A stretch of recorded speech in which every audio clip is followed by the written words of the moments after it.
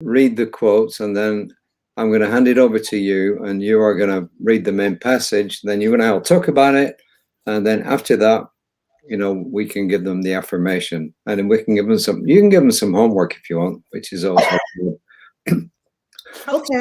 So everybody out there, just remember, this is an experiment. It's the first time we've done it. We're really pleased. We can actually see each other on here. Yeah. Believe me, technology, when it works, is fantastic. When it doesn't work, well, you all know what that's like. Yeah. Yeah. Okay.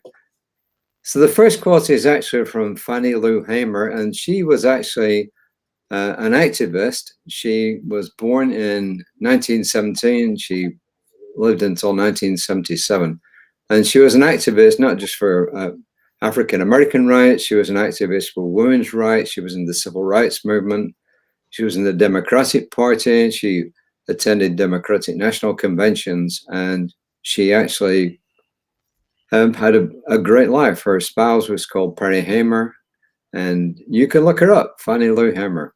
And I recommend actually that you look up a lot of these people because they're really interesting. And of course, we don't have a whole lot of time to talk about them on these broadcasts. So here we go. The first quote is from Fannie Lou Hamer, and she said, "When I liberate myself, I liberate others. If you don't speak out, ain't nobody going to speak out for you." So essentially, she's telling us, listen, we need to speak up, both for ourselves and for our causes. So we're going to encourage you this evening to speak up and to speak out.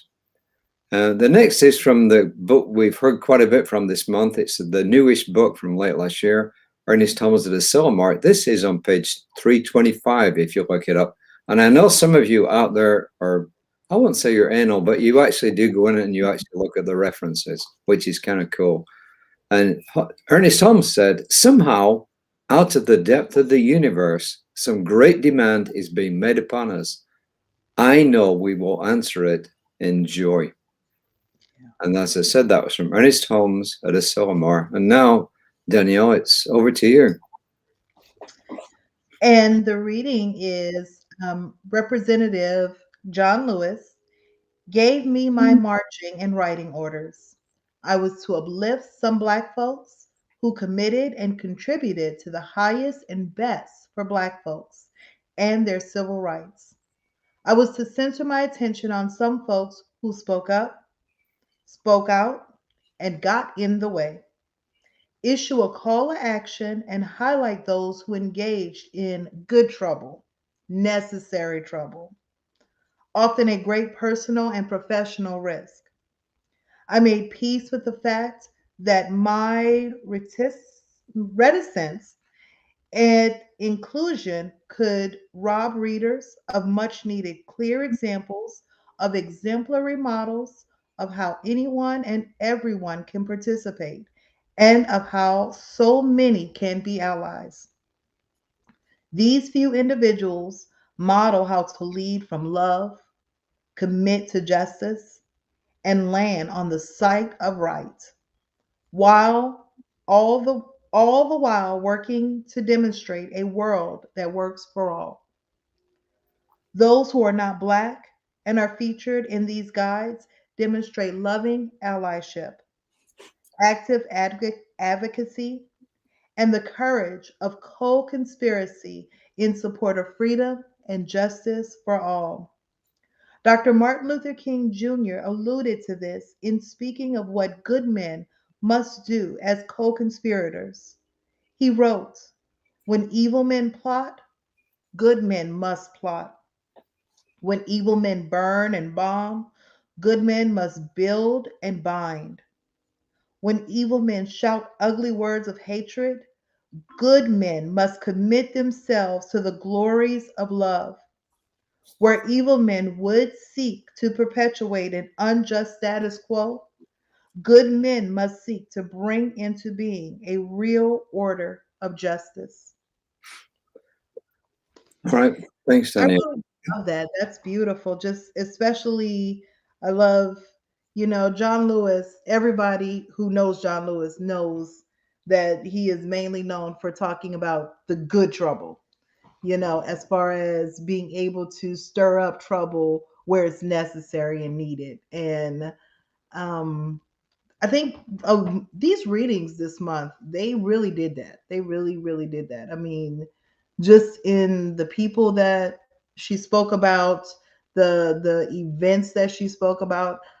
I am fortunate enough that I went to a school where I knew a lot of this information, but I know, like we had talked last night, David, and you said like you really did not know a lot about this. True, I didn't, Yeah. Yeah. And I can tell you what it reminds me of, actually. This particular reading, when I was a kid growing up, and then when I was a teenager, apartheid was still the law of the land in South Africa. Hmm. And I forgot the guy's name. He was the prime minister of South Africa, as a white guy. He actually got together with Nelson Mandela, and then between them, they changed the whole scene. Yeah. So he was somebody who actually stood up and spoke out. But what the point I'm really trying to make is this: that it shows that when people make up their minds to do something, things can happen, and apartheid just fell apart. You know, so Exactly. it was kind of cool. And the good thing also that came out of it is this: that Nelson Mandela actually had three major heroes in the 20th century. And I'll tell you what: one was Nelson Mandela, the other was Princess Di, and the other was Sister. Who was the other one? Mm. I'm drawing a blank here now. I'm really drawing a blank from India. Mother Teresa? Mother Teresa. Yeah. Okay. Okay. So those are my heroes. But what I really liked about Nelson Mandela was because he turned from really hating his captors into forgiving them. Hmm. And I think part of his, when he started to change and he started forgiving people, that it actually got into the atmosphere in South Africa. And I think it actually set the scene for the whole thing to change, you know. So that's what this reminds me of, actually. So, and why I forgot Mother Teresa, I don't know. But anyway, those are my three heroes in the last century. Nelson Mandela, because he had the guts to actually go back and change, forgive his captors, and come out. Hmm. Mother Teresa, because she just saw God in everybody. If Yeah. she saw anybody, she saw God. And Princess Di, because she wasn't afraid to go out and touch anybody, whoever they were, whether they were lepers or whoever they were. So that was kind of cool. But coming back to our readings, I just want to encourage everybody, whether you're black, you're white, you're brown, or whatever you are, that, our job is to speak out. And Yeah. our job is to broadcast. And as Danielle really knows, we have something called Soul Session, Hmm. where we encourage people to look at a bigger picture, Yes. look beyond what is going on now. And the other thing that we talked about the other night was that we're not dealing specifically with individuals, we're dealing with a system. The Yes. issue is built into the system. And when it's built into the system, that's why we have to act to change the system. Change Well, individuals, yes, but you got to change the system. very true. And I tell you what, it's funny that you talk about heroes because Fannie Lou Hamer was actually one of my heroes Oh, growing yeah. up. Yeah, and the reason Wow. why was you have to look at a picture of her because not only was she an African American woman, but she was a larger woman, Yeah. which you are not supposed to be seen or heard, or if you are, you're smiling in someone's kitchen at the time. You were not Yeah. out being an advocate. You were not saying what you thought and what you and not only that, but she spoke with a simplistic elegance. Yeah.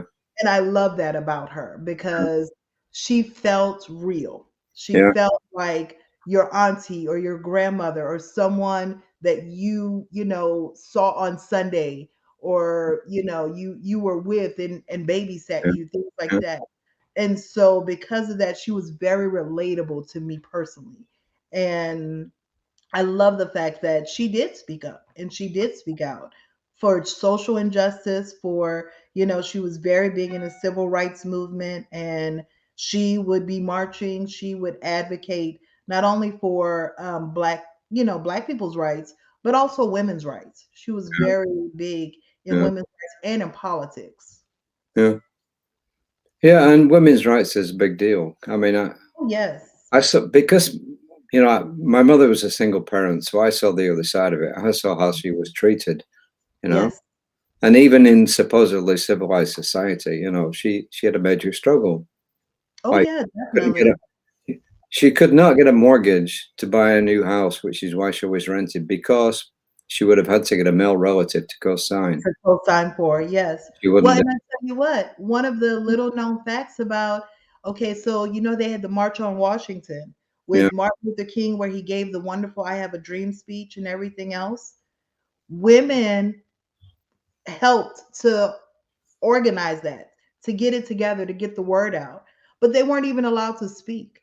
They had singers like Mahalia Jackson yeah, and various people who got up there, but the Black women who were actually organizing and helping yeah. side by side with the men weren't allowed because they felt as though no one came here to hear a woman speak.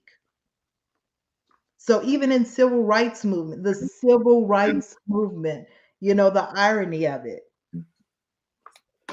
We have a long way to go across the spectrum. Anyway, I am really pleased that we managed this. We I succeeded. am too. This was wonderful. I'm so happy that I could be here and be your Yeah, special guest and be a part of this. This was beautiful. yeah. So, do you want to give them their affirmation for?